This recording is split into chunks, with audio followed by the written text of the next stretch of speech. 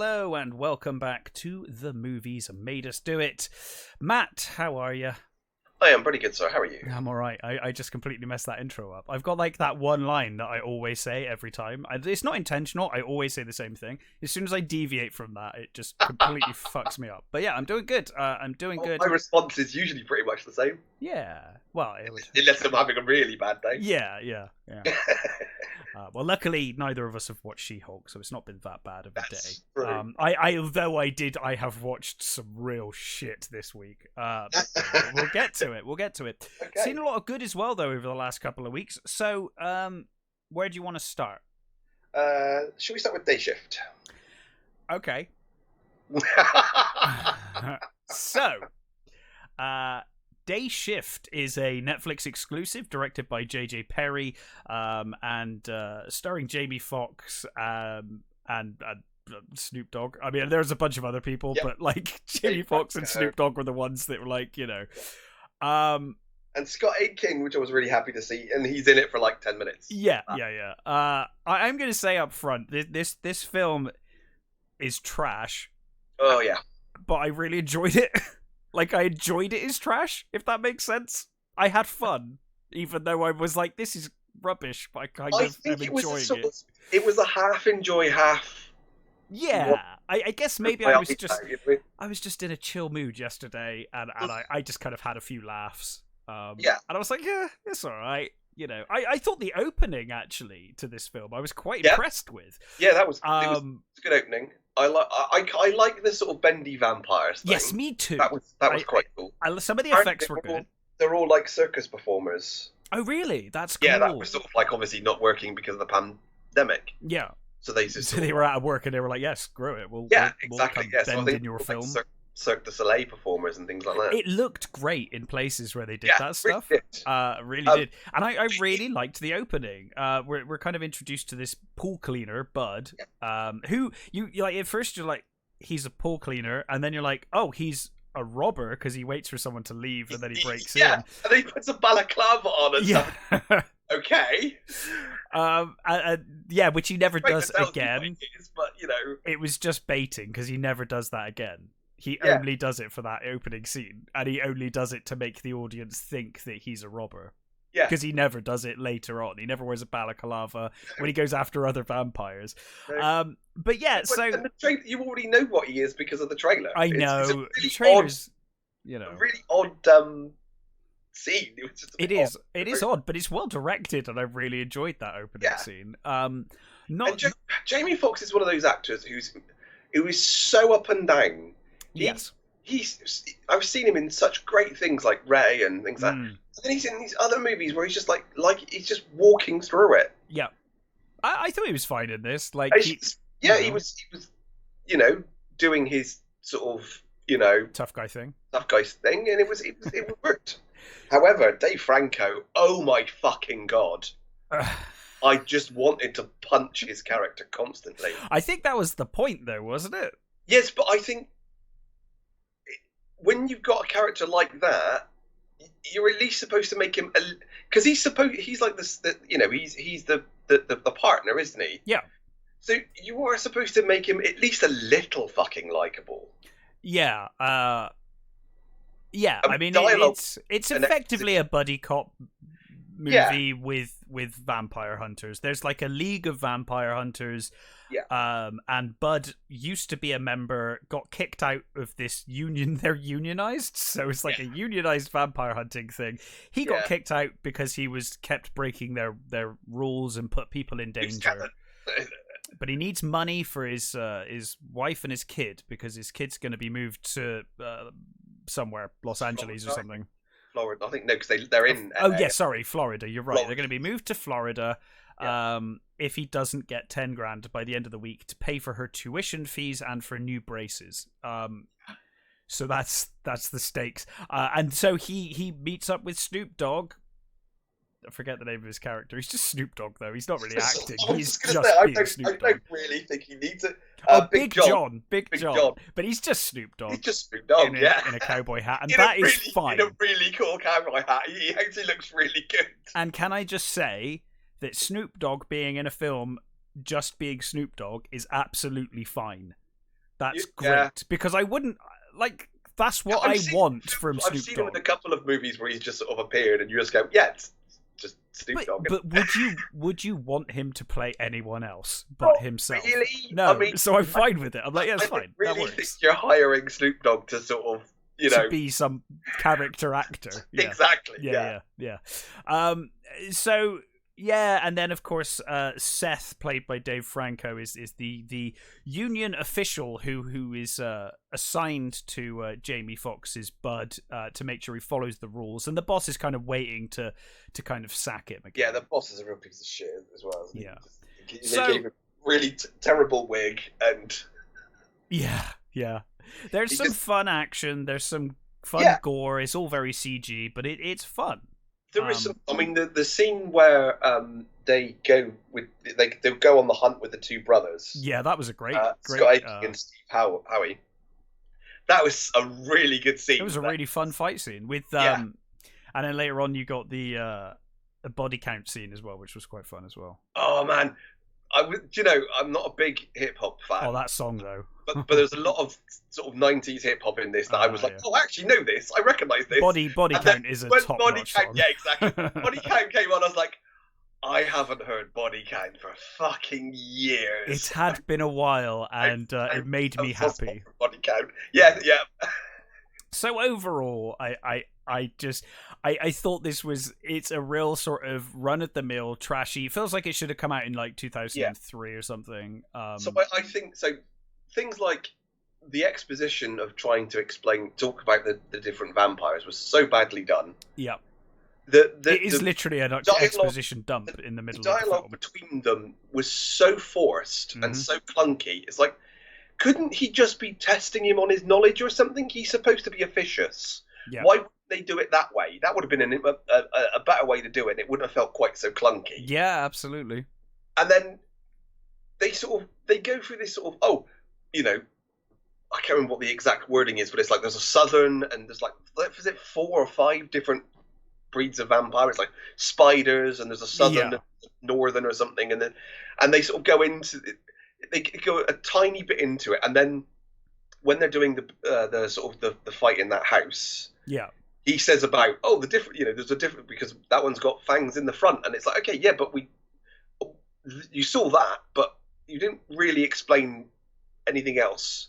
Well, I kind of felt like more bendy, I guess, are the spiders. I don't know. I took from that. I was like, is this just Netflix just trying to set up a sequel universe of like, hey, there's lots of different types of vampires. You're not necessarily seeing them here, but wait for the sequel. No, it definitely felt like they were sequel baiting, setting up a universe or as it were, sort of thing. But it was so close, and the bad guy, the two main bad guys, which was it? Carlos Souza and Oliver Masucci, who I really like. He was in Dark, which they're fine, but they're terrible but here. They were terrible. Yeah, they had no, and that's not the actors. They're fine. I'm trying to think if I've seen Megan Good in anything else, but. They had no fucking menace. Oh, not Megan Good. Megan Good's the wife. Sorry, she was fine. No, it's Carlos Souza was the Carlos Souza. Now, what else have I seen her in? They had no menace, and there's this bit where, it's just slight spoilers, but she captures his wife and his daughter. Yeah. Right, and she says, "Oh, I'm gonna turn your daughter, and then I'm gonna let you watch while your daughter drains your wife." But then doesn't. Was really good. And then she sort of takes them away and nothing happens. Yeah. Like, I expected by the time he turned up, she's turned, and, this is going to get really dark. I guess they didn't want to go that dark, because they then don't threaten it. Yeah. Don't threaten it. Because the threat of a vampire having kidnapped his daughter and wife, or ex-wife, was enough to get him there anyway. You didn't need to add the threat of I'm gonna turn her when you're not gonna do it. What was the point then? They basically just grabbed them, took them to their temple, which is again was a sort of like almost a throwaway thing. There was this mention of the like, oh, you guys used to worship us, in temples of blood and bone and stuff like that. And then you go to this temple, you barely see the fucking thing, and that's it. They're just there, sort of stood around waiting for him to turn up. Yeah. It's like, what are you doing? Why? This is just not scary at all. Why are you... Oh no, it wasn't. At any point was it scary. No, I don't think. I don't really think it was supposed to be. No, it's an action comedy. But really. Listen, if you threaten that, then just fucking do it, because just hanging around for them to turn up is ridiculous. Yeah. And the other thing with the next door neighbor. Obviously obvious vampire from the very beginning. I was like, surely he must know she's obviously a vampire, because that was the first thought I had when I saw her. I was like, she's a vampire. Plant. Because he even comments on how many clothes she's got to wash, like scrubs and stuff. It's like, there's just not raised red flags all over. I guess maybe he knew and he was just keeping an eye on her, but he kind of come across like a bit of an idiot in that scene, to be honest. And trying not to sort of, spoil anything, but something happens to Franco, and you just sort of think... that made no sense to me at all. Why? Yeah. And also, with the next door neighbour and stuff, you think, why isn't he hunting her? Well, yeah, this is the thing, right? Why is suddenly she his best friend? Well, this is when he starts looking like an idiot, because it's like, so you knew she was, but you just left her there or something? Like, I don't understand. Are you an idiot and you miss the obvious warning signs that this person's clearly a vampire? Yeah. Or are you an idiot in that you knew she was a vampire and just let her live next to you anyway? I don't know. I'm like, pick which stupid are you? What flavour of stupid are you? The fact that he's hunting the lower level ones, the sort of zombie ones, as they're worth less, right? So the older they are, the better the teeth, the better pay they get. So lower is easier to get. I like that. I think that's as well. That's a nice little thing. I like that. I mean, it's not original. I have seen that sort of thing in before. And I liked the I did like the bit about the them being taken away from their country and they couldn't get back, so by the time they got back their daughter was really old. That was kind of cool. So they turned her at an old age as an old lady. So these things, there was little bits in there that I was like, that was kind of cool. That was cool. That was kind of cool. But I've lost my train of thought now. Sorry. Oh no, it was so he's hunting these sort of like the low level ones and stuff, and he's brutal. He's just taking almost anything out. And you just think, well, why suddenly is he not taking this one then? He's very inconsistent. Well, not only inconsistent, but I guess the point of the movie is that he's been reckless in the past. But he does walk into places and just start shooting people with shotguns. I hope they are vampires, because they have no time to react. You just burst in the door and just gave them both barrels. Jesus. There's a couple of times where people sort of turn up and he just shoots them, and you think, yeah, that's kind of cool. But it looks badass, but Jesus. That person might have just been just a dude. Normal person. I suppose just to think that, oh no, he knows that. He just knows, he's just that skilled, maybe. It was alright. It passed the time. I enjoyed watching it. I will never watch it again, but I did have fun and I did laugh a few times, and it was alright. There was. I mean, so it's weird to say that Snoop Dogg's one of the best things about it. Oh, he's great.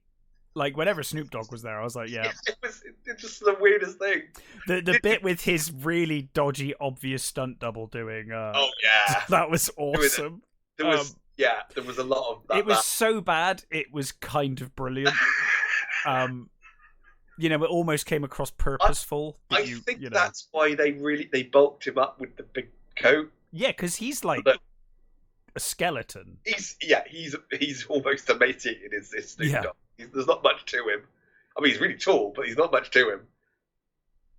It was okay. It was like I said, I wouldn't watch it again, but I might be tempted by a sequel. If there's a sequel, I would watch it. I would say that. Yeah. I mean, Christ, that they'd have to try and make Seth more. Well, they could just not have Seth in it, Yeah. That would probably be better. I would hope so, because he was oh man, he was fucking awful. Really hated his character. Yeah, he was not great. Just he was not great. But yeah, it was fine. Hmm. It was all right. It'll do. So yes, that was Day Shift. What else have you watched? I also watched Carter. Tell us about Carter, because I saw the trailer for this and I thought the trailer looked reasonably strong, but Yeah. I gather from our pre-talk that is not the case. So tell me all about it. It's Young Gil Jun is the director. Stars Ju Won, Kim Bo Min, Sung Ji Lee, Camilla Bell, and it's got an appearance by Mike Coulter as well, which was like really weird when he turned up. I was like, oh, Mike. At first I was like, is that Mike Coulter? It's like, no. Then he spoke. It's like, oh yeah, it is. So we got this. It says he's an assassin, I think, but you get this guy who wakes up in this hotel room. Yeah, because in the trailer it looks like he's kind of activated by the phone call or something. Yeah. So he wakes up and he's basically told that the CIA are coming. Yeah. He's got a couple of seconds before they arrive. Well, actually he answers. Yeah, he actually answers. They turn up. He doesn't know who he is. There's blood everywhere, and they don't. The voice doesn't talk to him yet. Actually, there's a phone call. So the agents, they're all American agents, so they're all sort of like really badly. I don't know whether they're actually Korean and Korean American Korean sort of thing, but their acting is terrible. Yeah, they always are in those. I find it charming. I like it. Like whenever Americans turned up in Godzilla movies, they're like the worst actors. Yeah, and it always makes me think. I wonder if we have like English-born actors that are like playing Japanese characters or playing Korean characters. Is their acting as bad? Do you know what I mean? Like, is it as bad to the other way? Because like it seems fine to us, but who knows? Yeah, it makes you wonder. So yeah, he's told that this. It's a really weird one to try and explain because there are so many fucking ups and downs in this movie, right? So he's told he's got to rescue this girl from the CIA. Now, the reason he's got to rescue this girl from the CIA is because she is the cure to a virus that is going around. This virus is basically making zombies, basically, like fast-running zombies. Oh, the fast ones. Yeah, they're fast zombies, sort of more like rage sort of zombies. They're no fun. But they can be. I mean, No, I just mean like in general. Like slow zombies could be fun. I don't think there's any fun to be had in a situation with fast zombies. It's just terrifying and horrible. Yeah, there's no fun in that. There's a sort of weird plot where this virus has been released, and honestly, trying to make sense of it is really weird. It's like North Korea blames South Korea, South Korea blames North Korea for the virus. Yes, right. But it turns out it might be the Americans, and there's this sort of joint task force of North and South Koreans. A joint task force of North and South Korea? Yeah. That seems unlikely. Trying to find this girl so that they can make the cure. And he is... Oh, God. I don't know whether I can explain it, really, or spoil it. But he is either a CIA agent, or he's a North Korean agent, or he's a South Korean agent. Wait a minute, do we never discover the answer to this? Kind of. Right, okay. But they drop enough hints to make you go, maybe not. You know what I mean? It's like, oh, do you really think you're this person? The whole idea of him getting rid of his memories is weird anyway. So the setup is that he is a CIA agent that became a agent in North Korea, became a hero of North Korea, right, and then tried to escape, but was captured. Okay. And then they wiped his memory to find this girl so that he could get closer to the CIA. And the reason he's doing this is because his daughter has been infected with the disease, and it's like you last 13 days before it's completely irreversible, and she's only got a couple of days left, sort of thing. Sure, yeah. So then basically what happens is just him going through Korea, kicking the shit out of everybody in an almost non-stop tirade for 2 hours. Now, I have heard that it is... My housemate said to me, it is literally just action. Pretty much. Like, that's all it is. Honestly, I can't believe I'm going to say this, but... No, I say it more the older I get. Too much. Honestly, the older I get, the less I care about fighting and action. Where is this going? Yeah. What are we going to get somewhere now? And the CG is terrible. There are some. Don't get me wrong. There was some fucking great action in this. Sure, but again, it would be so much more effective if there was less of it, and you just had the really tight, good action shots. Yeah. You know. It's over 2 hours long. It doesn't need to be 2 hours long. You could really shave off half an hour of this movie. The dialogue's terrible. The acting is pretty ropey. The main guy's actually quite good. I don't think I've seen him in anything before. I looked at him. It looks like he's one of those Korean soap opera guys who's basically buffed himself up to do this, and he's actually really believable. I thought he was right. Okay. The director had previously done what was it? The Villainess, which I actually quite liked. Mm-hmm. And a few other sort of bits and pieces, so the action is not too bad. It's a lot of almost first person stuff, and it's not quite first person, but it's almost first person. Okay. In a sort of Hardcore Henry type style. Sure. I think Hardcore Henry is way better. Yeah. There's lots of drone shots. It's all like a drone just going crazy them and stuff, and it's weird sort of like warps and things of the camera. Which have you ever seen I think it was in the 90s. The Rolling Stones did a cover of Like a Rolling Stone, and the video had what's her name? What is her name? I'm gonna say no anyway. Because I'm pretty sure I haven't.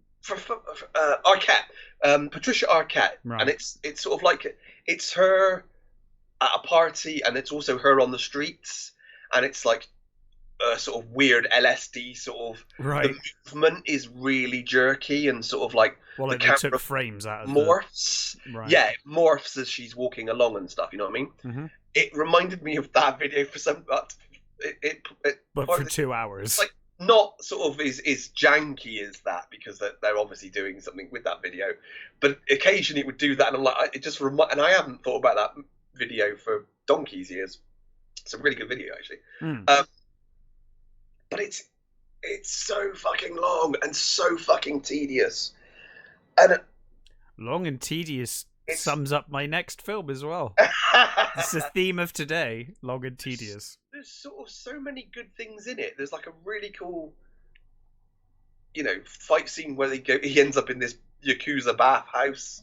There's a fight scene on lorries and stuff and cars, and good fun. But each time it just overstays its welcome. Yep. Less is more, right? Yeah, exactly. Yeah. It just goes just that bit too far. And there was a couple of shots. There's this one where he's in a van with the girl, and they're being chased by all these. There's a lot of motorcycle stunts actually, which is quite cool. Some of them anyway. But there's this bit where he's like kicked them all over and sort of thing, and these bikes have all bunched together in this with this sort of like riding block, and they go off this sort of off the road, and they blow up spectacularly. Now I say spectacularly. They blow up in this awful CG explosion. and I just laughed so loud. It was so funny. And I thought, oh, that actually did make me really happy. It was so bad that it was really funny. I don't think I can recommend this one. I think if annoyingly the fight scenes are really good, like I said, but they're just too long, and they just don't end when they should. You know, they don't. They just keep going and keep going. Right. Which you would sort of think is fine. Mm-hmm. But then, the story is so convoluted and goes all over the place. And when you get the zombie bits, it sort of, you just go, well, I'm not quite sure whether you wanted to do a zombie movie here. Yeah, like what film are we making? Or, yeah, exactly. Or whether you, because the zombie bits kind of feel just jammed in, because most of it is just him doing ridiculous James Bond stuff. And when I say ridiculous, I mean, like, at times I thought, oh my god, is he fucking Terminator? How is he surviving this thing? Which actually is a similar thing I thought in Day Shift. There's a couple of times where, in that movie, where Jamie Foxx gets, like, kicked in the head and he gets spun off, and you just think, how the fuck is his head not caved in? Yeah, yeah. How is he? But, you know, this one you sort of,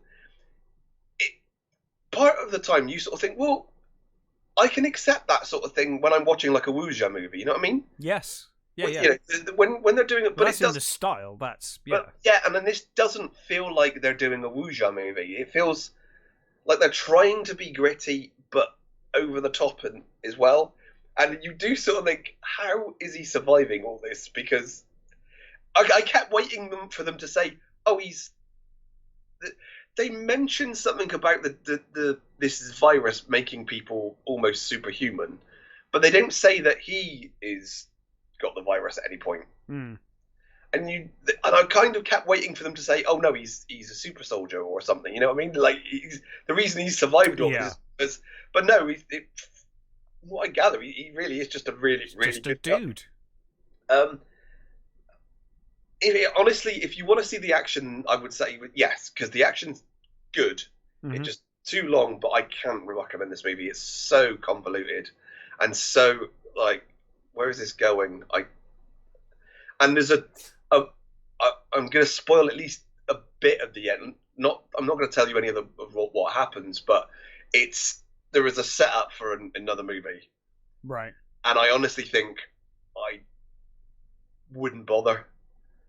Okay. I don't think even if I wanted to watch the action, if it's like this, you know, the director needs to know when to stop. Yeah. And I can't believe I'm saying this, but really, there's a time when an action scene really needs to stop, and most of these just carried on going. So I can't really recommend it, but well, I mean, even it's films not like the worst movie I've ever seen, but it's not good. Sure, I mean, even films like even John Woo movies, they have story, they have moments of talking and plot and character development. And the John Wick movies, I think the John Wick, The Raid, there's a pretty good. Oh yeah, The Raid is perfect. Now that's like non-stop, but it's not non-stop action the whole time. There's really tense scenes, like they're hiding in the wall, and they're like it's not just mindless action for 2 hours. Yeah, and it's not 2 hours long as well, which probably helps. No, this definitely is way too long. Yeah, yeah. I mean, and I think you could definitely shave off half an hour, and it would do anything for the plot. It would you wouldn't be losing anything, but all that needs to do really is just shave off minutes from the action scenes. I think that would be it. It would be a tighter movie, and it would be more enjoyable for it. Yeah, I think if you literally want to see non-stop action movie, then fine. I guess exactly. Here it is. Yeah. It is definitely there for you, but I honestly can't recommend it. Oh well, that's Carter. Going from one shit film to another shit film. I haven't seen. Obviously, it's not out yet, so I have not seen Rob Zombie's The Munsters yet. But No. so far this year, this is the worst film I have seen this year. Oh. So far. I had a choice this weekend. I had two films available to me. One was Moonfall. I was like, I could watch Moonfall for a laugh. Moonfall. And the other was this. And I think I made the wrong choice. Because I think I would have had more fun watching Moonfall. Was fucking atrocious, so this is going to be good. I watched Jurassic World Dominion. Oh, why would you do that? Because it was given to me on a USB stick, and I was like, oh, fine. I know. I don't know why I did it. But it's my housemate is to blame. He just gives me these bloody memory sticks. He's like, oh, Jurassic World's on there. I'm like, oh, fine. You know, like, fine. The condemned man. Yeah. I don't know why. It's I think it's like an act of kindness being given a movie on a memory stick to where I feel kind of peer pressured into them watching it. I love you for doing it so that I don't fucking have to. Yeah, you definitely don't want to. Because you've not watched the last one either, have you? No, I want to say this one is not... I don't think this one is as bad as the last one. Because the last one made me so angry. Like, this one, I think, like, it's not that bad, but it is still absolutely terrible. I mean, the thing with this one is they baited us with the old guys, didn't they? Oh, God. And then I heard when I was here, when the first sort of reviews came out, it's like, yeah, they're barely in it. They too much. They just shouldn't be in it. I mean, that's the problem. They just shouldn't be in it, right? And I hate to say that, because obviously I love Jeff Goldblum, I love Sam Neill, I like Laura Dern, I like the old cast. Obviously, Jurassic Park was such a big moment in my childhood. That film, seeing that film in the cinema, for me, that was the first time that is the first time in the cinema as a kid that I remember being like blown away. Like, Jurassic Park is a fucking awesome movie. It still holds up. It still holds up, but seeing it for the first time as a kid in the old Gaiety cinema. Don't know if you remember the Gaiety. Is that the flea pit on White Ladies Road? No, it was in Totterdown kind of way. Oh yes, the one upstairs. Yeah. And blew my mind. It literally, that was like a life-changing moment in my life in terms of film, seeing that original Jurassic Park movie. So I like the original cast. They should not have been in this film. There was no need or reason. So, well, actually, let's go with it. So, Jurassic Park, I love. Great movie. Yeah. Don't like any of the other ones particularly. I think the first one's fantastic. Lost World is like average at best. Third one's terrible. Jurassic World is fucking awful. The only thing I like about Jurassic World is that we do get to see the park open. I like that. I'm trying to remember which one of them, either 2 or 3, it's got like a really good first half, and then the second half is complete dog shit. Is that the second one? I would say it's the second one, because the second one is like a pretty good movie when they're on the island trying to find the kids. Yeah. And then they take the T-Rex to New York or whatever, and it's like, That's oh god. Yeah. Oh god. Yeah, it's that one. And it also has that awful scene with the girl, because she's a gymnast, and she does like spinning around things and kicks a velociraptor in the face. Completely forgotten about that. That scene, like whenever anyone says Lost World, that's the first scene that comes into my head. Is that goddamn scene? And it's in like a bus or something. This in a tree or whatever it is. Oh god. Which is the one with the talking raptor when he's sleeping? Alan. That's that is Jurassic Park 3. That's 3, right? I think that's 3. Yeah, it is. Yeah, because it's Sam Neill. Yeah, it's 3. Yeah, that's been used on lots of. So good. That's so memeable. I do enjoy films that are memeable. Yeah, you know that is, they have a use. Like Batman Forever is very memeable. I use Batman Forever a lot as a meme. But yeah, so Jurassic World I thought was pretty terrible. I did enjoy seeing a working Jurassic Park. That was the only thing I liked about it. The sequel is absolute. Everybody was awful though. Everybody in that movie. Yes. Well, that's a theme that has continued. The sequel is absolute dog shit. It is People honestly one of. actually like the characters though. I don't understand why. I think Chris Pratt just plays generic action dude. Yeah, even Claire he comes across like likable in those movies. I don't think he's not. No, he's an asshole. Really. And he's really. I mean, Chris Pratt is one of the most likable humans. Charismatic as all hell. I think Bryce Dallas Howard is a fantastic actress. I love Bryce Dallas Howard. She comes across awful. So nauseating in those movies. Yeah. The one that I've seen anyway. But the sequel was awful. And then this has come along, and this one is not much better. It is so. It felt like it was 3 hours long. It's about almost 2.5 hours long, which is way too long.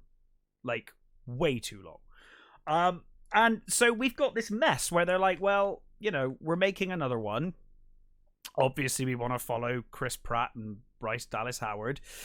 But we need to get people back in the cinema, and so I guess we'll bring the old cast back as well for no reason.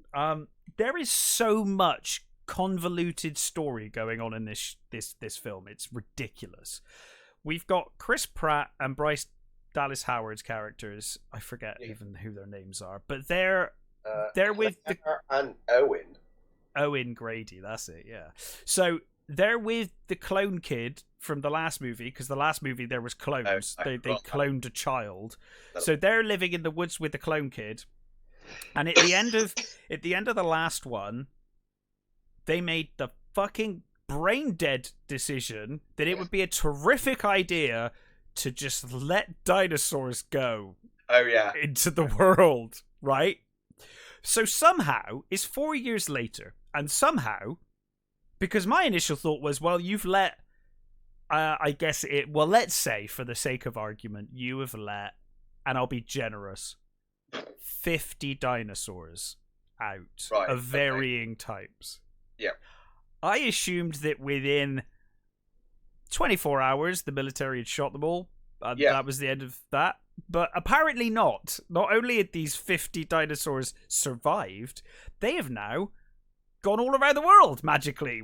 I don't know how, but they've gone over there now. There they are. And there's a black market, this trading them and stuff. And there's poachers and they hunt dinosaurs. And it's like, well, is that a problem in a world ridden with dangerous dinosaurs? I don't know if we have a problem with people hunting them. I'm vegan, and even I'd be like, well, fuck, if there's velociraptors running around, I'm not gonna. Do you know what I mean? Like, I'm like, well, either put them somewhere or get rid of them, because I'm not a fan. So anyway, they're everywhere now. They're just in the world, which again, the film baits you with this idea that there's going to be dinosaurs everywhere. There's like 1 or 2 scenes where the dinosaurs are actually in cities doing things. Other than that, it's all like in one place and it's very dull. But are there Cadillacs in it? No, God, I wish there were Cadillacs. That cartoon, I used to love that cartoon as a kid. I don't know how well it's aged, but what is the name of that show? Cadillacs and Dinosaurs. Cadillacs and Dinosaurs is actually a show. Cadillacs and Dinosaurs, yeah. That made me want a red Cadillac so bad. Oh yeah. Well, I mean, I would want a red Cadillac anyway, but yeah, but when you in that show, sold. Yeah. So anyway, yes, Owen Grady and Claire are living in the woods with the clone girl from the last movie. She's top secret, and they can't know that there's a clone of a human. Although somehow the news now know about it. I don't know how, because it was like the most top secret thing ever in the last movie. But apparently everyone just knows somehow. So anyway, Blue, the velociraptor that teamed up with the T-Rex in the first movie, and teamed up with something else in the last movie, I think. Blue's still around and now has got a baby. Baby velociraptor. And they're living close to Owen because I guess they see Owen as daddy or whatever, right? Yeah. So anyway, poachers take the daughter and they also take Blue.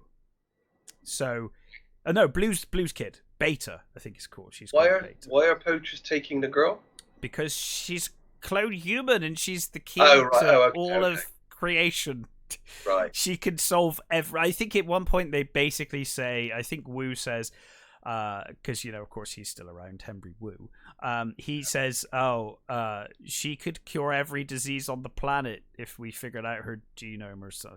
Fuck, I don't know. I switched. I must admit, I will say up front, this film, I make a point when I watch a film these days, I'm like, phone to one side, out the way, not looking at it. I'm watching the film.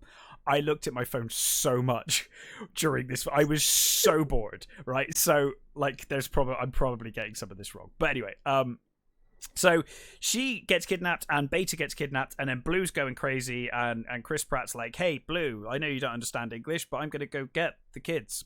Don't worry about it." And for some reason, Blue just kind of walks away and is like, "Okay, fine." So they're going out to find her. And the baby Velociraptor and their adopted clone daughter. Right. This is a Jurassic Park movie, and we're talking about clone children.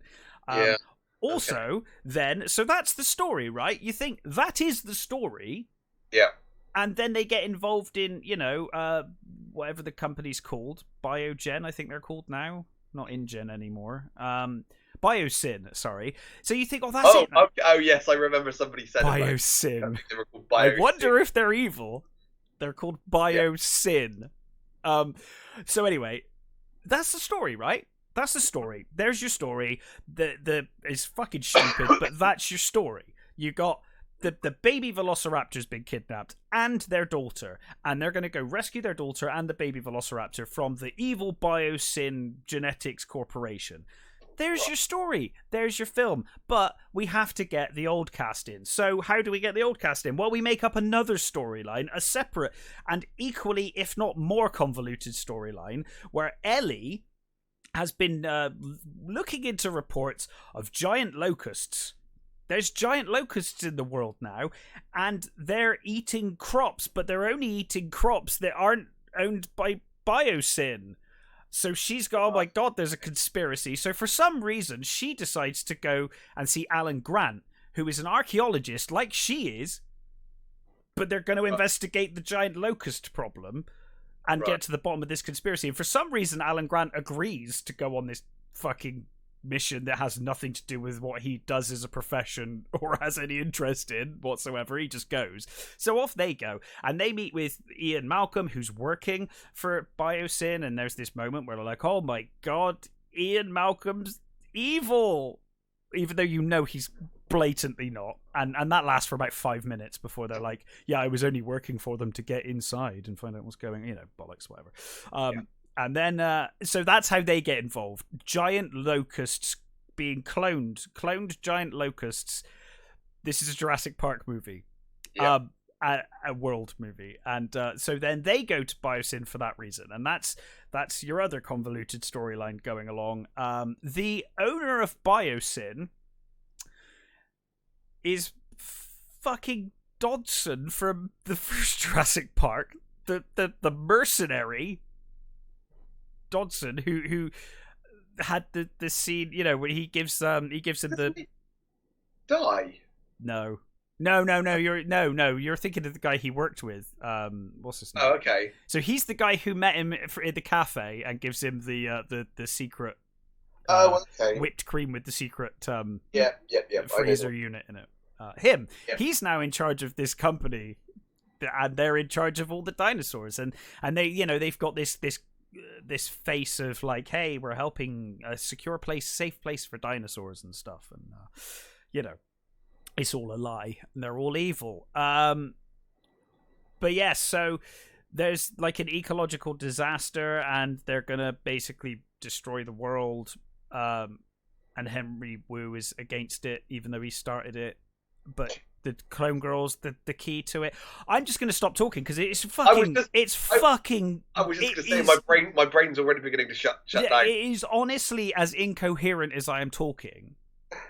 That is this film. It is an incoherent mess from beginning to end.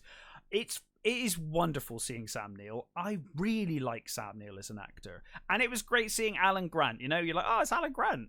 Cool. And they're fine. The original cast, they're great actors. They're fine in the roles. But good God, this film is a mess. It's such a convoluted mess from beginning to end. I guess the dinosaurs look good. They look better than they have in the other CGI movies. So there's that. But honestly, it was an absolute slog. It was way too long, way too many storylines going on. I guess they were lumbered with half of them from the last terrible film that they did. 27 minutes. It's insane. Why? Why? It's such a mess. It's such an absolute mess. And apparently they said, "Oh, this is the last one," and now they've already said they're making more. So, I was going to say, haven't they already? Yeah. Terrific. Oh, I just realized I forgot to put the picture up of Jurassic World while I talked about it. Never mind. Yes, dreadful film. Yeah, I'm not going to bother. I'm not going to bother watching the last one, and I don't think. No. The last one, I maintain. I'm not going to go back and watch it to check, but I maintain the last one was worse than this. Okay, well that's something at least. I maintain that, but that might, I mean, Jeff Goldblum and Sam Neill will generally elevate. Because Jeff Goldblum is just being Jeff Goldblum. Jeff Goldblum hasn't been anybody but Jeff Goldblum for about 30 years, has he? Yeah, and he's doing that thing he does where like every line he says is a question, even though it's not a question. Like he raises that last, the tone raises and that raise the pitch in the last word for no reason whatsoever. Yeah, absolute fucking mess. Anyway, let's talk about something else. Let's do Sandman then. All right, something good. Sandman, a Netflix TV series. I long have said that I thought Sandman was unfilmable and that they should never do it, but they did. And it's pretty much my favorite comic. Yeah, so it's your favorite comic. I wouldn't say it's my favorite comic, but it's up there. It's bloody fantastic. I think you like this show better than I did. Quite possibly. I really enjoyed this show. Yeah. I like bits of it. Okay. I thought Tom Slatteridge was pretty good. Fantastic, actually. I think visually pretty good, except for the eyes. I don't know why they didn't do the eyes, but okay. He was pretty good. My wife watched 2 episodes and said, "I can't stand him. He's all pouty." I thought he was fine. Yeah, she said, he's too pouty. I can't watch him." So she gave up after 2, and she likes the Sandman as well. She's a big fan, and she's just said, "I just can't watch him. I can't. His pout's too much for me." So she gave up after 2 episodes. So I actually thought, and I know you disagree with this because we have had a brief conversation about this. I actually thought the entire cast of this was fantastic, apart from Jenna Coleman. Yeah. Who I thought was terrible as Constantine. Oh, Jenna Coleman. Outside of that, I thought they were all great. But I know you weren't very keen on Gwendolyn Christie as Lucifer, right? Or at least her performance as Lucifer. She's a fantastic actress. Yeah, She didn't do anything for me on this one. I thought she was fine. Okay. I didn't hate it, but I wasn't overly keen. The one that I didn't actually like the most was Lucian. I thought Lucian was terrible.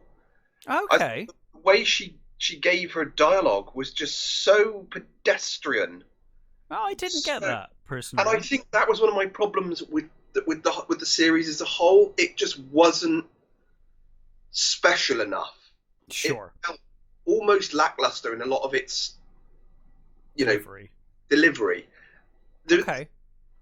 A lot of this, I mean, I'm going to sound a bit pompous here, but no, I think it's good because this is a problem that I have with a few things. Where you love the source material that much, like it's your favorite comic of all time. Fine, I get it. Some of the dialogue is so Shakespearean, and I think it just needs that little bit of oomph when someone's saying it. And a lot of it was just like they were reading literally from a page, like just like some kid reading a line from school, and it really didn't absorb me like it would. And not only that, there was a lot of the changes they made were just sort of weird and slightly unnecessary. And I don't. Well, I guess they had to get rid of DC, right? The DC stuff had to. Yeah, I mean, it's still DC. That's the thing. So it is, but they've removed the most of the DC Yeah, stuff. I mean, the first. I think there's rights issues if they want to, Yeah, well, the first story. I mean, you've got Mr. Miracle and Martian Manhunter turn up. Yeah. He goes to find his bag of sand, and I was fine with them not having them in. That's. I actually think it probably works a bit better as a series without that. To be honest, honest, it's pretty broad to sort of There's I think as an audience, if you're not a fan of the comics already, it's a bit of a lot to ask to get all of this, and then also here's Martian Manhunter just turns up. You're like, and I know the thing with Constantine was that J.J. Abrahams currently has the rights. Oh, good lord, God help us! He's doing I think it's like a Southeast Asian Constantine, or he Okay. was. I don't think that's getting made now. Thank fuck. I have no faith in that man. No, at all. So prove me wrong. Changing the Constantine thing was, I was okay. I mean, I didn't mind that. I didn't have a problem with it. I had a problem with the performance. To be clear, she was just playing Clara. Well, see, now this is the thing. Now, I long said, maybe. So I've always said, I said through Doctor Who, I was like, I think she's a fine actress. She's just dealing with the character she's been given and the lines she's been given. And then I saw this. Or that she's been okay in, but I saw this and I was like, this is just her. Like, I don't even know if she's acting. But then afterwards, a friend said to me, maybe she's just typecast. And I was like, maybe you're right. Maybe they purposely brought her in and was like, do Clara, but more sweary. And and there we are. And maybe that's what they did. I don't know. But I thought she was awful. I really didn't like her Constantine. I have no problem with it being Joanna Constantine or Lady Constantine. No worries with any of that. The purely on a performance level, I just didn't like it at all. Luckily, she's not in it that much, so it didn't bother me too much. But the stuff with John Dee, they changed that. Obviously, in the comics, he's a DC villain. He's Dr. Destiny was a Justice League bad guy, and obviously they didn't want to lead into that. But I think by trying to make him a more sympathetic character, I think it took away a lot of the horror. Sure. The episode in the diner was don't get me wrong, there was horrific stuff happens in that episode. Yeah. But in the comic, it's way more gruesome. Mm. And there was a lot of stuff that they just took out that would just they took away a lot of the horror elements. The punishment of what's the son? Yes, I forget the name of. Oh my god, my brain is just. The guy who traps him, his son. Yeah, his son, who has the option to free him, chooses not to, and So in the comics, he's punished with perpetual waking. Right. So he basically has like a nightmare. It's horrible, and then he wakes up, and then it just cycles again, and he wakes up, and that is terrifying. Here they just made him sleep. Yeah. Just go sleep. Oh, is that it? What happened to the perpetual thing? That's a horrific punishment. Yeah. There was so much. Even his escape in the comics, he escapes through people's dreams, and you see him, moving through these dreams. It just wasn't fantastical enough. Yeah, fair enough. It was so sort of toned down and so, at times, bland. See, I didn't find that. I actually had a great time watching this. And I thought it was really well. I would say, for me personally, and I know you were a fan of this episode anyway, but I thought the death episode was one of the best directed episodes of TV I've seen in a long time. Yeah. I actually really liked that episode. Sound of Her Wings and Men of Good Fortune. That's it. Were great. Yeah. I thought she was actually. She was so good. I understand why people are upset about the race change. It doesn't bother me at that. For me, it's okay. Like the thing about it's fucking death. The kind of creatures and characters you're talking about here. It's the kind of like it really. But you even see in the one of the episodes with the Sandman when he's in hell. Yeah, he meets his When- ex, and when she he sees meets him his as ex, she sees him as an entirely different thing. So I and, have, and we see him as a cat really- as well. He appears as whatever, you know. Yeah, exactly. That's fine. So I don't really have a problem with it. I mean, No. the thing is that there is a certain attachment to the figure of to death. the visual of Yeah. of the comic. Yeah, I get that. I have a figure of death on my mantelpiece, and my old leather jacket, I painted death on the back. That specific death. Why don't you So have that still? Because it basically fell apart. Ah, dude. It was just old. That sounds awesome. Like, I you still should have never it. have got rid of that. I still have it. Just have to repaint it, I guess. Just that's not so much. It's cracked. That, you know, the face is cracked and stuff, but the actual jacket itself is just Knackered. pretty much rags these days. Yeah, fair enough. But I wore that jacket for, you know, literally till it fell apart. Hmm. So I do have a massive attachment to the look of Death. However, I thought she was really good. Oh, she's fantastic. She was so charming, and she was everything that the character of Death needed. Yeah. She had this amazing warmth. She didn't say Peachy Keen, which really annoyed me, but that's just some of those little things. Yeah. I thought she was fantastic, and the Hobgaddling story is one of my favourite stories in the comic. I loved that whole idea. Yeah. That Morpheus and Death basically give eternal life to this dude just to see what happens. Just to see what happens. Yeah.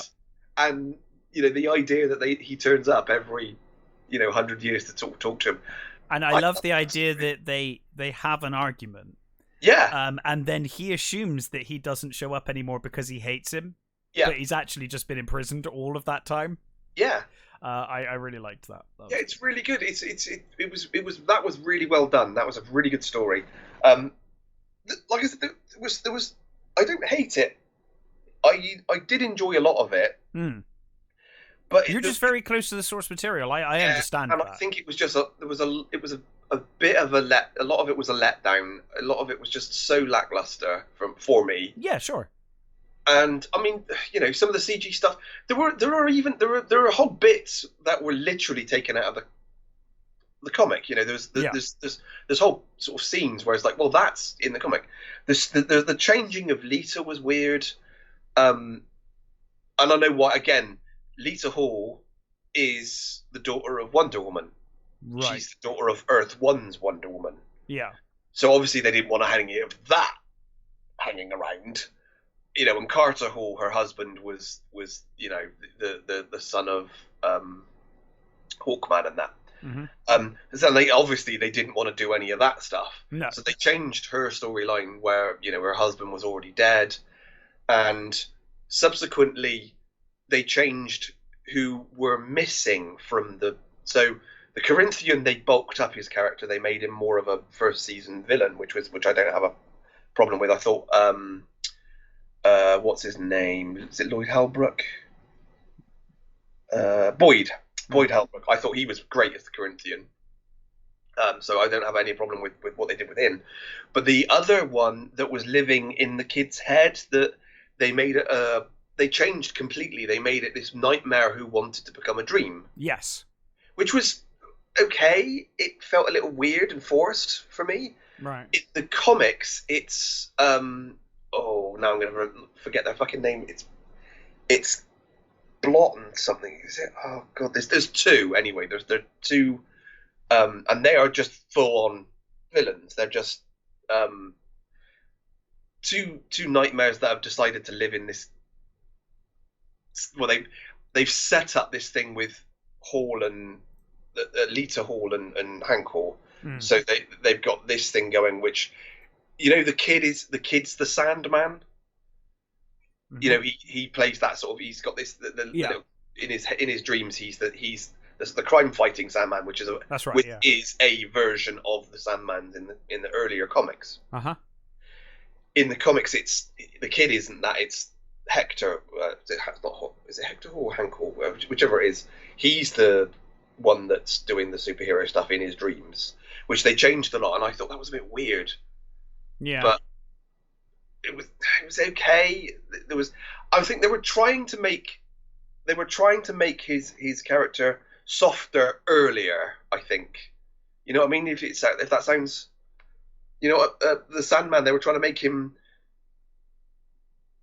I mean, even in the comics, you know, he goes through this stuff, he comes out, and he is changed by his experience. He starts looking at humanity differently. He starts looking at his past actions differently. Mm. But I think they wanted to up that quicker. Sure. Which didn't really work for me, but it was okay. I did like the episode they dropped in the last couple of days. I thought that was fantastic. I thought both of those.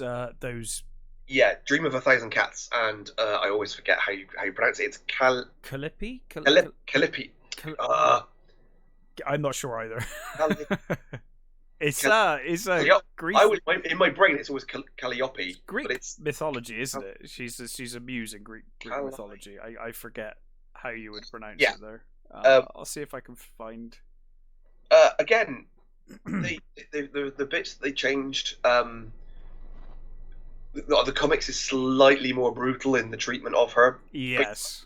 I don't think you know. I don't think that's necessary. They don't show you anything in the comic either. They don't see it happening. Well, I mean, they do say there is a couple of lines in this that suggests. Oh yeah, you know what he's. They just don't outright. Yeah. No. I thought both episodes were fantastic. Or sorry, it's one episode, but I thought both parts that are very different and feel like separate episodes were fantastic. Yeah. Dream of a Thousand Cats I thought was gorgeous. I loved the animation style. Honestly, I kind of just thought, why didn't they do that? The whole show like that. Yeah. Yeah, I kind of get it. So you could have got rid of. You could have got. You know, the more fantastical elements. Yeah. You know. Stuff that just appear in the background in the comics, you know, would have been so nice. I mean, even Marv, they had little things like Marv appear. Yeah. Who was voiced by Mark Hamill, I think. Mm-hmm. It was great to see Marv. But again, you know, they needed more little just things moving around in the background or just little things. They didn't even have the fashion thing in it, which, you know, it's a minor thing, but I'd love to have seen the fashion thing. Mm. There's so much that could have been better. I think that I don't like I said, I don't hate it, but it didn't. Yeah, sure. Grab me as much. I get it though. I mean, you're very close to that source material. Yeah. I'm less close, and I mean, I've read the comics. I love them. Mm-hmm. I think they're great. But yeah. I really liked this adaptation. I thought it was great. The thing is there's so much in it that is literally pulled straight from the comics. Yeah.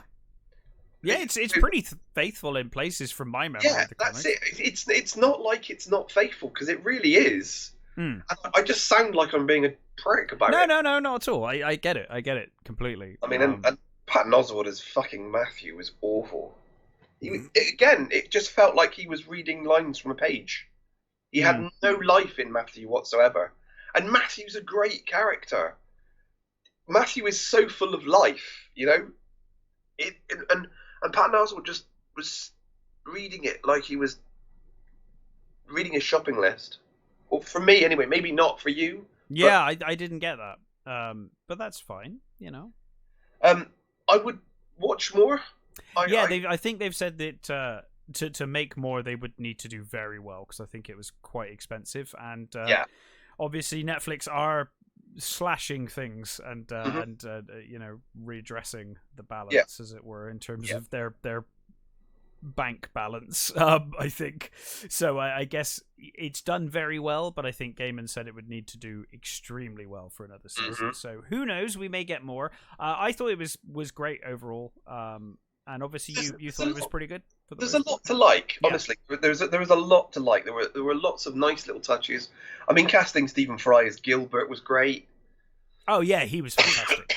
as you know, Fiddler's Green, I really like. You know, that was almost perfect casting. I mean, the cast was pretty amazing. I mean, even like Dream of a Thousand Cats had like David Tennant. You know, it's like there are a bunch of James McAvoy, I think, as well. They're you know, a lot of people. And I have never heard the audio version, and I've done a couple of them now, I think. But that sound, it's only because I don't have Audible. Mm.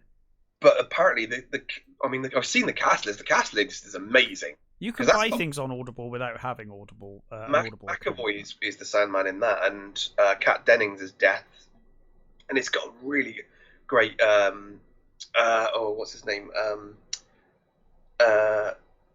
Taron Egerton is Constantine. Mm-hmm.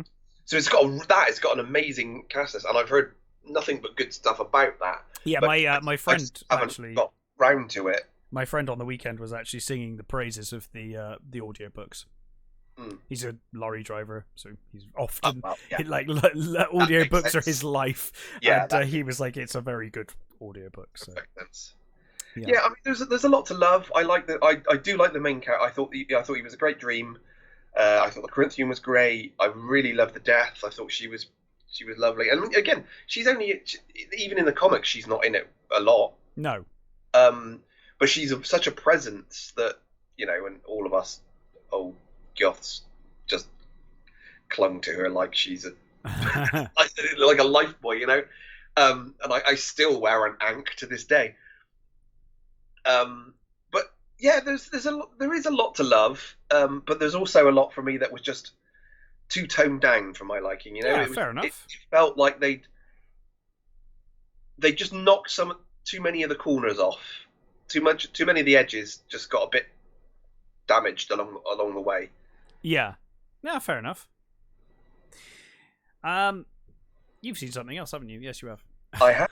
I have also seen. Now I'm going to forget what it's called. Don't Make Me Go. That's the one. Don't Make Me Go. So this is an Amazon movie, and it stars John Chow and Maya Isaac. It's directed by Hannah Marks. I think this is her first movie. She was. Did you ever see Dirk Gently? No, I didn't. I heard it was very good. Oh, it's a really great series. I'm really annoyed that they cancelled it. She played his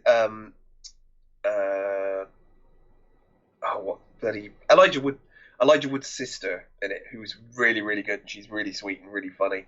So this is her. This is her directing this movie. So we are introduced to Cho's Max and his daughter Wally. He's a single parent, and Wally is basically trying to get with this new boyfriend, and Wally is been getting these headaches. So it's nearly the end of summer holiday. I think there's a few weeks left. Right. And Max goes to the doctors to look into his headaches, and he's told he has a brain tumor on his spine that is basically going into his brain. There is an operation they can do, but it's a very dangerous operation. If he goes for it, there is a 20% chance that he will make it. Jesus. It's not great odds. If he does nothing, then he'll have a year. I would probably... I'd probably take the year. Yeah. But, So he decides that he's going to do that. He's going to go... He's not going to take the operation. He's going to have the year. And he going to get... He has a class reunion coming up. Okay. 20-year class reunion, which is at the other side of the country. And he decides that he's going to take his daughter and go across country so that she can meet his ex, right? The woman that abandoned her. So the mother basically ran off with his best friend, and he's trying to get in talk. Well, his ex best friend. He's trying to talk. He sends this guy messages saying, "I need to speak to your wife. Please call me." He hears nothing from this guy, and he's like, "Okay, that's it. We're going on." So Wally has already got in trouble because she stayed out at a party which she shouldn't have been in. So she's already grounded, and and he says to her, "Right, I'm taking you on this trip. We're going to go across country, and if you come, I will teach you how to drive. How about that?" So she reluctantly agrees because she wants to drive. So then basically what happens is you get this road trip, which is they go across America, but it was filmed during the pandemic, and it was filmed in New Zealand. So obviously not a lot of the country is on display here. It's mostly in hotels and right and places, which is fine. It's not that bad. You know, the actual reunion is supposed to be in New Orleans, and you really don't see a lot of New Orleans. Right. Yeah.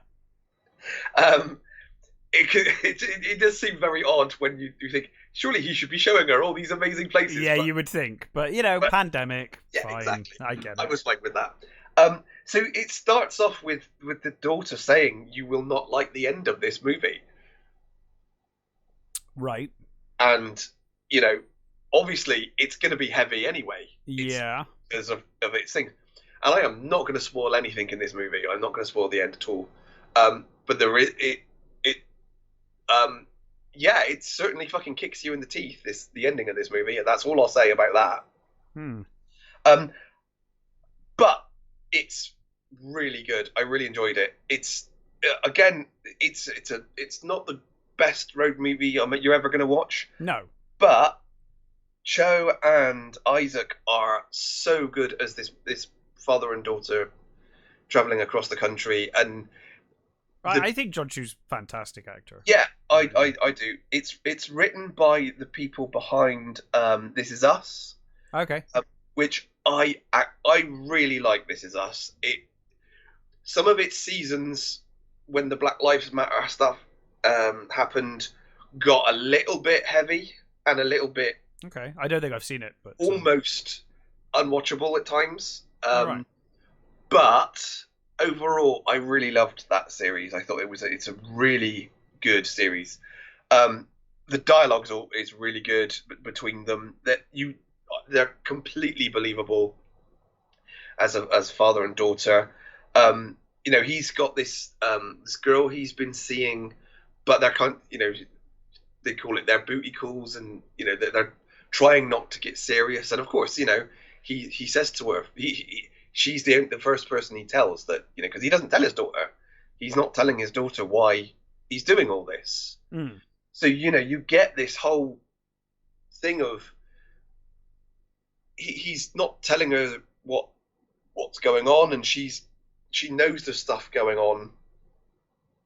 And through things that, from along the way that happen, she realizes that her dad has lied about stuff, and as I think people find out about their parents, that he was a singer, and his girlfriend at the time, her mother was an actress, and she didn't really know any of that sort of stuff. And it's really good and really sweet, and it's really, really sad. But I really enjoyed it. It's really well directed. And the subcast. I'm going to completely butcher her name. Kaya Scordelario is the girlfriend. It's a minor part, but she's really sweet. She's really good. Josh Thompson is his friend when they get to the reunion. He's this really cool guy that he meets, and even the sort of the girl's friends and her proposed boyfriend. He's a douchebag, but he's a believable teenager douchebag. You know what I mean? Sure. Yeah. So they're believable teenagers. They're having believable conversations. I really liked it, and I basically, after watching Carter, I was like, I completely need a palate cleanser. I need something. Sure. Yeah. That's not gonna beat the crap out of me for 2 hours, and it beat the crap out of me for 2 hours in a different way. In a good way. Yeah. It was probably not the best movie I could have picked. It certainly wasn't, an uplifting thing that. Well, it is, but it isn't. It's just a real. You know the end of this movie. Ultimately, you know where your destination is. You know that it's not going to be a happy ending per se. It is. It's. Yeah. I'll give that and nothing else. But I really enjoyed it. I recommend it if you want to see a sweet road trip. I do. I'm intrigued. I just know I'll need to be in the right frame of mind Yeah. to see it. So, yeah, and John Cho, I mean, I'm never going to watch Cowboy Bebop, but I think he is a great actor, and he's fantastic. He's really charming. I even thought his Sulu was okay. He's fine. Yeah, I mean, again, that's like, you know, you've been given a role and he's doing the best he can with the lines he's given. He's really good in this. I really liked him. You know, he's a flawed character that, you know, is really believable. Just like the daughter is. They feel like real people, which is, you know, what you need for this kind of movie. You know, absolutely it is. Yeah, absolutely. So yeah, I recommend that. It's really enjoyable, really good. Cool. And I think that's about it. So I guess we'll move on to other things. I don't think I've seen anything else. I'm trying to think if I have, but I can't think of anything. So I feel like that's it. Well, I mean, I've watched loads of Zeta Gundam again, but that doesn't really count. Well, I've been watching Severance. Yeah. But I don't want to review that. I've got 2 episodes left. No, we'll finish it first. So once I've finished it, I will review that, because I'm so far I'm really enjoying it. It's really good. Cool. So, let's get the heavy stuff out of the way. We did David Warner, I think, when we did. We did David Warner coincidentally passed the week we did Tron. I think we might have mentioned it, but only briefly. Bernard Cribbins. Yes. 93. I mean, what can you say about Bernard Cribbins? I mean, a career that spanned so many years in so many different forms. He's in so many things that I love. Yeah. Carry On movies. He had quite a good voice career as well. Yeah. The Wombles. I mean, what can you say? Just an amazing actor. And I mean, 93 Did he do Smurfs as well? I feel like he might have done Smurfs as well. I don't remember him doing Smurfs. He may not have done. I might be imagining that. But yeah, I mean, obviously synonymous with Doctor Who. Both the old movies. I mean, we've reviewed one of the movies with him in, I think. Did we? No, we did the first one. We did the first one. Okay, yeah. I thought we did both. That's weird.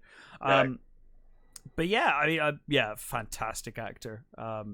And obviously, I guess this 60th Doctor Who episode will be the last thing we see him in. He's going to be in that. Yeah. So Olivia Newton-John. Moving on. Oh, yeah. That was going to be the third one. I'll go straight to Olivia Newton-John. Yeah.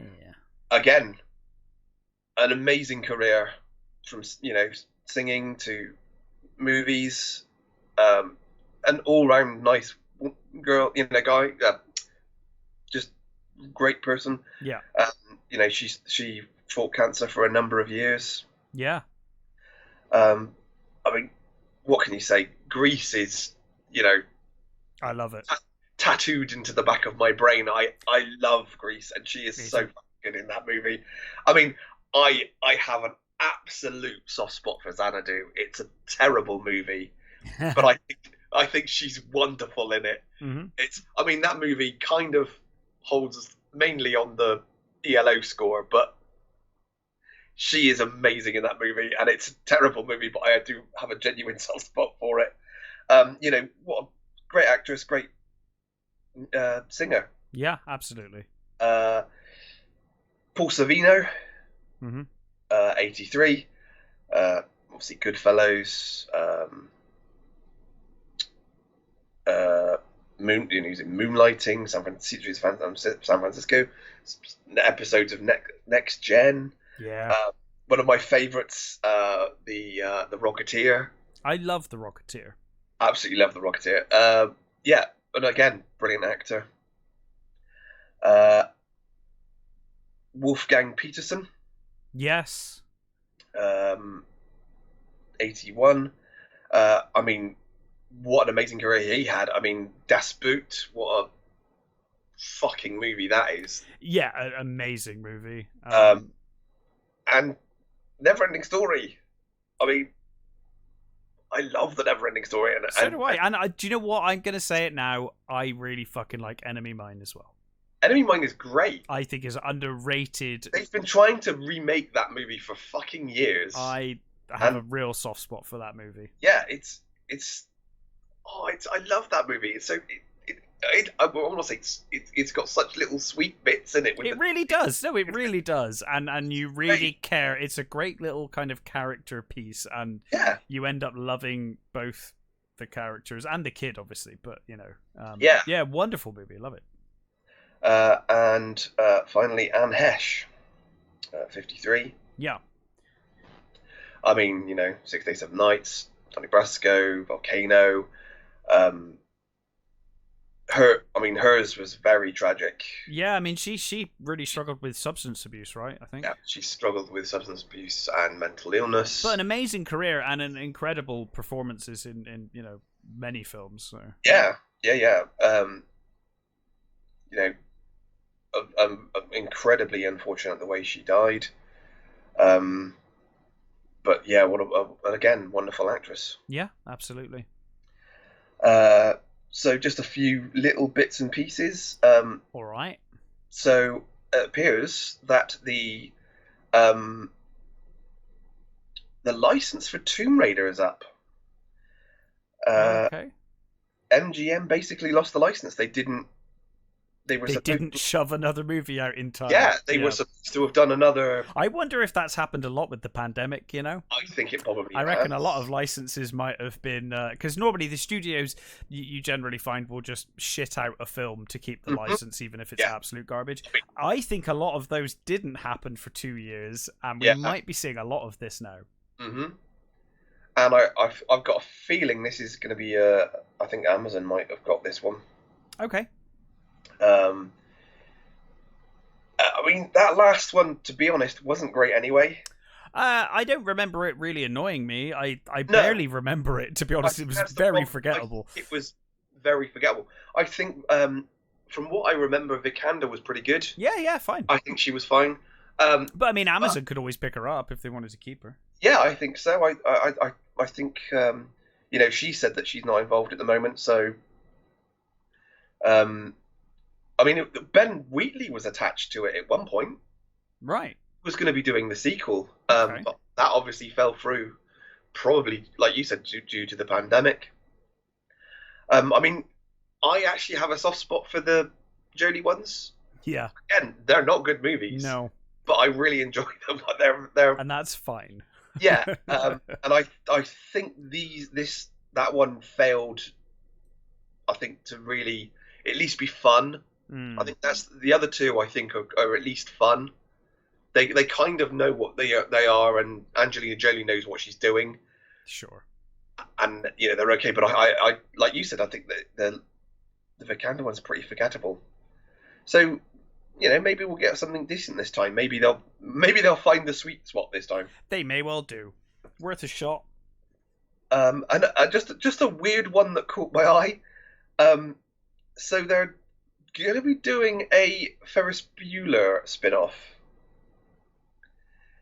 Now, what, set in the same time as Ferris Bueller? Well, is it going to be like Ferris's kids or like? No. So the details are a bit sketchy, but it's going to be the two valets. Okay, I mean that's of all the things to spin off, I never would have thought the valets from Ferris Bueller's Day Off. They'd take the Ferrari. Yes. I mean, they're funny characters, but I can't imagine a whole spin-off around them. And they the sort of the details are a bit sketchy at the moment. I mean, I don't know whether those two actors are still alive. I mean, the guy with the sort of the broken. I mean, I imagine they'll recast them anyway. Loads of stuff, but I can't imagine they bring them back. That is bizarre. I'm kind of intrigued because of how bizarre that is. That's kind of what made this. That's what caught my eye about this. It was like, who's the fucking audience for that?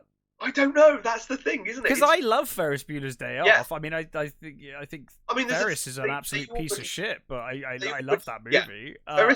Ferris Bueller is one of those things that I think for most people, your attitude to that movie changes when you get older. Yeah, I think that as a kid, I loved it. When you're a as kid, an adult, you're like, hang on a minute, yeah, he's awful. Ferris is your hero, but it's when still you're older, great. You're like, you're a dick. He's an absolute dick to everyone.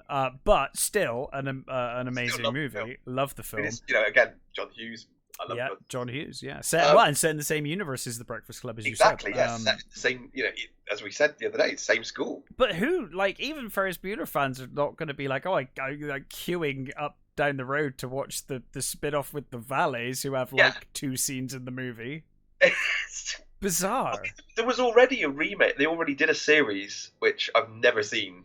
I didn't even know that existed. So yeah, there was a Ferris Bueller's Day Off series which I just sounds awful. But I mean, they did a lot of those sort of things. I mean, yeah, Uncle Buck's had like 2 series spin-offs that just didn't work. Yeah.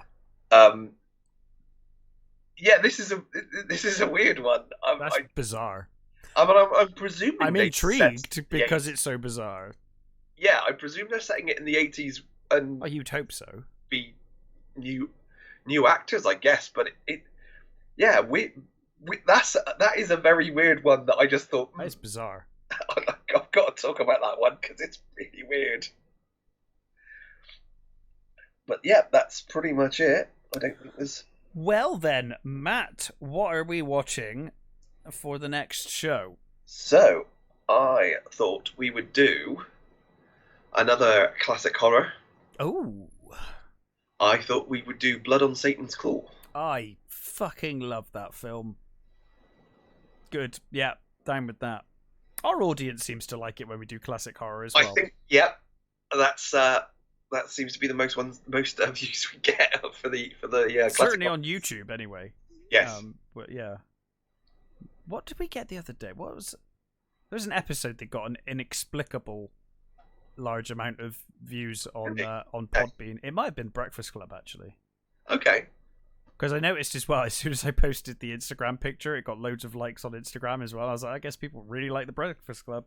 It is a beloved movie. Oh no, absolutely no! It wasn't the Breakfast Club episode. It was the Prey and everything else review, just a random episode from the week before. Okay. Just for some reason, I don't understand how the internet works. If I'm honest, like when it comes to like what trends and how things like, I've no concept. I know Mira is trying to. Every time I see Mira, she's like, "You should do this," and like she was like, "Oh, you need to post. If you post a photo of yourself, then the algorithm recognizes a face, and it will get boosted more than if you don't post a photo of a face. And then you should never put a direct link in the description. You should always put it as a comment." I was like, I didn't know any of this, so I'm trying to take on board these things, but I really don't understand. Yeah, that's all Swahili to me. Magic to me. I don't know. I don't. And sometimes an episode will get thousands of views, and sometimes it will get 4. And I don't know why. I don't understand. I kind of understand the classic horror stuff. Yeah, no, that I get. But some of the other stuff. Some of our choices, I think, I kind of expected a little more. I think our Crow one's really low, and I thought that would. Yeah, I thought that would have done well.